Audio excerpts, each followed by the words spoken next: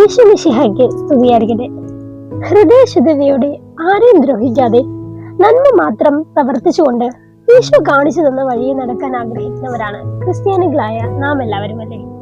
എന്നാൽ ഇപ്രകാരം ജീവിക്കാൻ ശ്രമിക്കുമ്പോൾ നാം നേരിടേണ്ടി വരുന്ന രണ്ട് ആത്മീയ ശത്രുക്കളെ കുറിച്ചാണ് ഗൗദേത്തെ എറ്റ് എക്സൽറ്റാതയുടെ 2-ാമത്തെ അധ്യായത്തിൽ ഫ്രാൻസിസ് പാപ്പ വിശദീകരിക്കുന്നത്.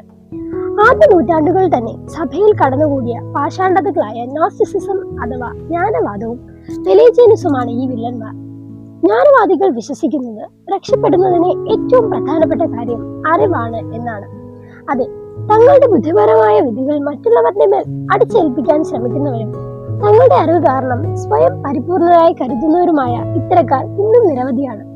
എന്നാൽ സുവിശേഷം ഒരു കൂട്ടം ഭൗതികമായ വ്യായാമങ്ങളാക്കി മാറ്റാതെ അയൽക്കാരനോടുള്ള സ്നേഹത്തോടും ദൈവത്തോടുള്ള ഭക്തിയോടും ചേർന്നു പോകുന്ന ഒരു രീതിയായി അംഗീകരിക്കണമെന്നും ഫ്രാൻസിസ് പാപ്പ കൂട്ടിച്ചേർക്കുന്നു. ദൈവകൃപയുടെ ആവശ്യമില്ലാതെ തന്നെ മനുഷ്യർക്ക് അവരുടെ നല്ല പ്രവൃത്തികളിലൂടെ സ്വയം രക്ഷിക്കാൻ കഴിയുമെന്ന വിശ്വാസമാണ് പെലേജിയനിസം.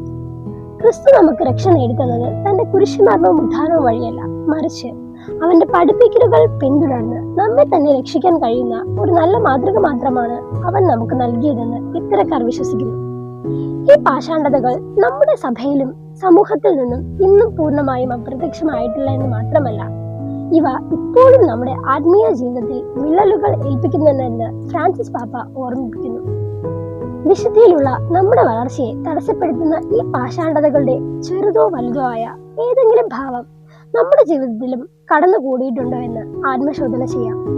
ദൈവത്തിരുമുൻപിൽ എളിമയോടെ നിന്നുകൊണ്ട് ദൈവകൃപയും ദൈവിക ജ്ഞാനവും സ്വീകരിക്കാം. ദൈവം നമ്മെ അനുഗ്രഹിക്കട്ടെ.